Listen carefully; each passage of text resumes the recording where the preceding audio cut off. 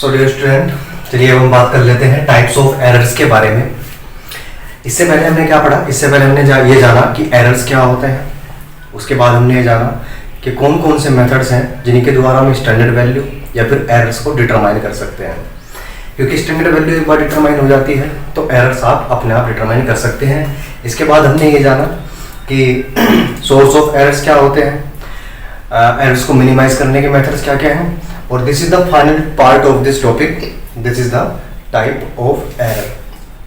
चलिए इसके बारे में बात कर लेते हैं कि एरर्स कितने प्रकार के होते हैं। बेसिकली एरर आपके दो प्रकार के होते हैं, एक आपके होते हैं डिटरमिनेट एरर, दूसरा होता है इनडिटरमिनेट एरर। ठीक है, इससे पहले मैं एक बार रिव्यू कर देता हूं कि एरर्स क्या होते हैं। बेसिकली आपकी स्टैंडर्ड वैल्यू और ऑब्जर्व्ड वैल्यू के बीच में जो डिफरेंस होता है उसी को हम एरर बोलते हैं। ठीक है, जैसे कि फॉर एग्जांपल मैंने आपको बोला कि ये सोने का सिक्का है, इसके अंदर 10 ग्राम सोना है। आपने जाके इसमें पता किया कि कितने ग्राम सोना है, आपको वहां पे मिला 9 ग्राम, तो 1 ग्राम का अंतर आ गया है ना। तो ये अंतर ही क्या है आपका, ये डिफरेंस ही क्या है आपका, एरर है। अब ये एरर है कितने टाइप के, तो बेसिकली आपके दो तरह के होते हैं, एक होता है डिटरमिनेट एरर, एक होता है इनडिटरमिनेट एरर। इसके बारे में बेसिकली मैं आपको बता देता हूं। डिटरमिनेट एरर को सिस्टमैटिक एरर भी बोलते हैं और इनडिटरमिनेट एरर को नॉन सिस्टमैटिक एरर भी बोलते हैं। ठीक है, डिटरमिनेट एरर वो एरर होते हैं जो कि कंफर्म होते हैं। एक एनालिस्ट को पता होता है कि एरर कहां से आ सकता है। जैसे कि हो सकता है एरर इंस्ट्रूमेंट से आ जाए, ये भी एनालिस्ट को पता है, इसलिए वो कोशिश करेगा कि उसको पहले से ही कैलिब्रेट कर ले। हो सकता है सैंपल में से, सैंपल की वजह से या मटेरियल की वजह से एरर आ जाए, तो एनालिस्ट को ये भी पता है कि यहाँ से एरर आ सकता है। ठीक है, या किसी रिएजेंट की वजह से, किसी सॉल्वेंट की वजह से एरर आ जाए, तो दैट मीन डिटरमिनेट एरर वो होते हैं जो डिटरमाइंड होते हैं, जिनका पता होता है। ठीक है, जो कि एनालिस्ट जानता है जिनके बारे में, और वन साइडेड होते हैं।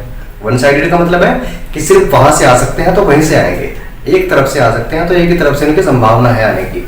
लेकिन इनडिटरमिनेट के केस में क्या होता है, इसमें एनालिस्ट को नहीं पता होता कि एरर कहां से आएंगे, लेकिन कभी कभी क्या होता है एरर आ जाते हैं।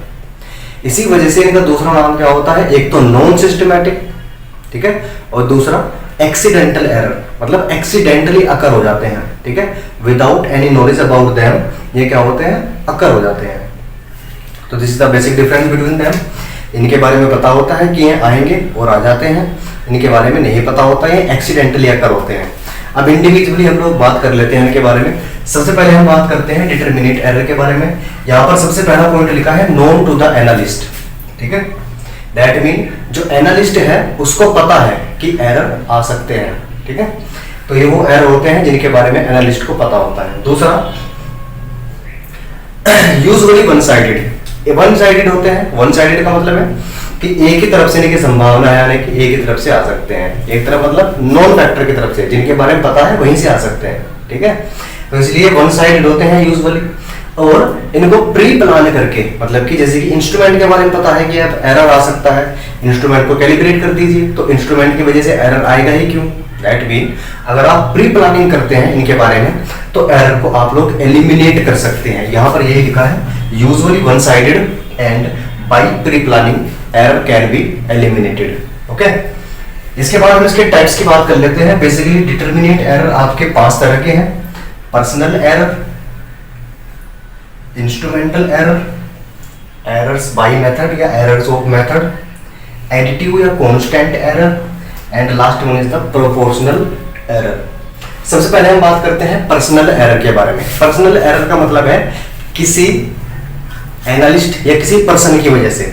फॉर एग्जांपल जैसे कि यहाँ पे लिखा गया है due to improper working of the person, जो पर्सन एनालिसिस कर रहा है या एनालिसिस में पार्टिसिपेटेड है उसके इम्प्रॉपर वर्किंग की वजह से एरर आ जाएंगे। जैसे कि उसको नॉलेज कम है। फॉर एग्जांपल आप टाइट्रेशन करते हैं, ठीक है, टाइट्रेशन में क्या होता है, कलर चेंज होता है ना। एसिड बेस का HCl NaOH का एग्जांपल लेते हैं, पिंक कलरलेस से पिंक कलर में कन्वर्ट हो जाता है। लेकिन जो पर्सन उसको ऑब्जर्व कर रहा है, फॉर एग्जांपल उसको पता ही नहीं है कि कलर कब ऑब्जर्व करना है, कितने टाइम के बाद वॉल्यूम को बंद करना है, या वो कलर ब्लाइंड है, ये भी हो सकता है, कोई मेडिकल कंडीशन हो सकती है। That mean any specific condition related to the person which can lead to the error, this is called personal error। किसी पर्सन की वजह से, एनालिस्ट की वजह से अगर एरर आते हैं that is called personal error। दूसरा आपका है instrumental error. Due to defect in instrument, ठीक है, और इम्प्योर रिएजेंट। इंस्ट्रूमेंट की वजह से अगर एरर आते हैं, इंस्ट्रूमेंट की वजह से कैसे आ सकते हैं, जैसे कि फॉर एग्जांपल आप इंस्ट्रूमेंट नया खरीद के लाए लेकिन उसके अंदर कंस्ट्रक्टिव डिफेक्ट है, वो बेकार आया है आपके पास में, फिर भी आपने ट्रस्ट करके उसको ऑपरेट किया तब भी एरर आएगा। इसके बाद या आपने उसको अच्छे से कैलिब्रेट नहीं किया, उसकी एक्यूरेसी चेक नहीं की, तब भी एरर आ सकता है। हो सकता है आपने एक्यूरेसी चेक की भी लेकिन जिस सोलवेंट को या जिस रिएजेंट को यूज करते हुए आपने की वो रिएजेंट आपका इम्प्योर है, तब भी वो एक्यूरेट रिजल्ट नहीं देगा। तो दैट मीन किसी इंस्ट्रूमेंट की वजह से अगर एरर अकर होते हैं, that is called instrumental error.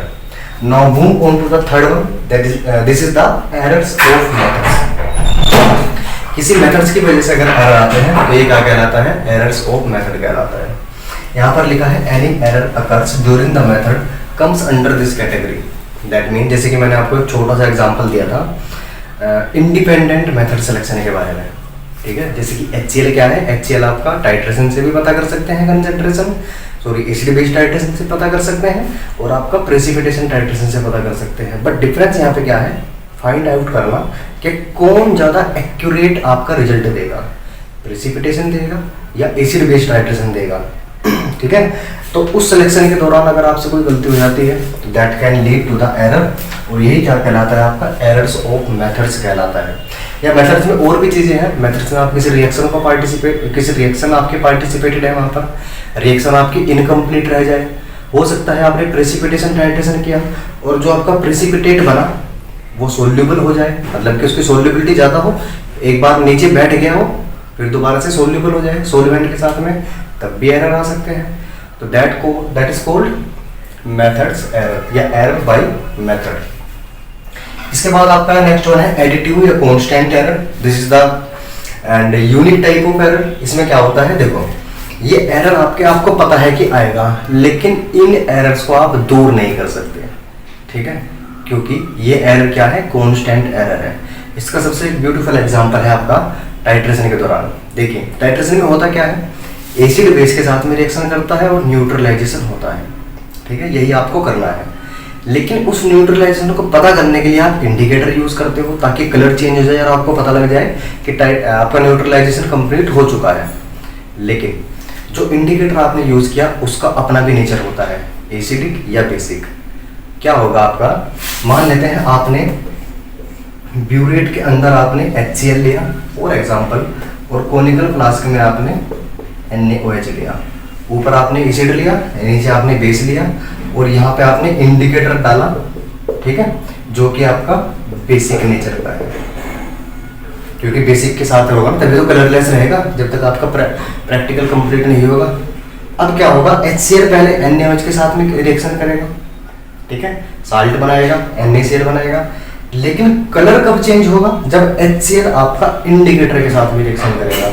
तो दैट मीन रिजल्ट तो आपका तभी आ चुका था जब HCl ने NaOH को कंप्लीटली न्यूट्रलाइज किया, बट HCl का एक्स्ट्रा अमाउंट यूज हुआ है इंडिकेटर को कलर चेंज कराने में। तो ये जो एक्स्ट्रा अमाउंट है यही क्या है, एरर है, और इस एरर को आप एलिमिनेट नहीं कर सकते because this is the part of practical. Okay, तो इस तरह हम क्या बोलते हैं, ये आपका कांस्टेंट एरर या एडिटिव एरर कहलाता है। And last one is the proportional error. Proportional error का मतलब क्या होता है, ये से एग्जांपल ले लेते हैं, आपने दो सैंपल लेने हैं, एक NaOH का है एक HCl का है। मान लेते हैं NaOH आपका बिल्कुल प्योर कंपाउंड है, इसका आपने 10 ml लिया और उसको न्यूट्रलाइज करने के लिए HCl का भी 10 ml ही चाहिए था, लेकिन HCl आपका प्योर नहीं है, इम्प्योर है, तो हो सकता है इसके कुछ एक्स्ट्रा अमाउंट चाहिए या थोड़े कम में ही काम कर जाएगा। तो 10 + 2 = 12, तो 12 ml क्या करेगा, 10 ml को न्यूट्रलाइज करेगा, ठीक है, इसको। तो ये जो 2 ml एक्स्ट्रा लगा इम्प्योरिटी होने की वजह से, यही क्या है, एरर है, ठीक है, तो उसको बोलते हैं प्रोपोर्शनल एरर। सैम्पलिंग के दौरान जब आप प्रोपोर्शनल करते हो तब अगर एरर आ जाते हैं, that is called proportional error. Now move on to the second part of this is the indeterminate या नॉन सिस्टमैटिक एरर। इसमें क्या होता है, फर्स्ट ऑफ ऑल इसके कई सारे नाम है, इसी से आपको क्लियर हो जाएगा। Also known as random error और एक्सीडेंटल एरर। एक्सीडेंटल एरर मतलब अचानक से अकर हो जाना, एकदम से आ जाना, जिनकी संभावना ना हो कि हो सकता है लेकिन हो जाए, ऐसे एरर को हम क्या बोलते हैं, एक्सीडेंटल एरर।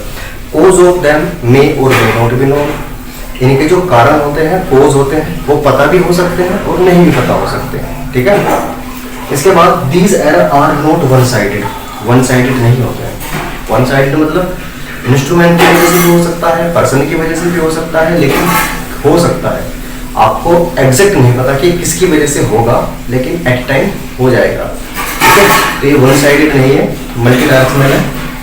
इसके बाद and they can not be eliminated even when the analysis is done with great care using high quality of apparatus और रिएजेंट। क्या कहना चाह रहा है ये कह रहा है कि आप कितने भी ग्रेट केयर कर लीजिए, अच्छा इंस्ट्रूमेंट ले आइए, ठीक है, आप अच्छी क्वांटिटी मेजर करिए, अच्छा मटेरियल आपके पास में हो, लेकिन तब भी जाके अगर ये होना होगा तो ये हो जाएगा।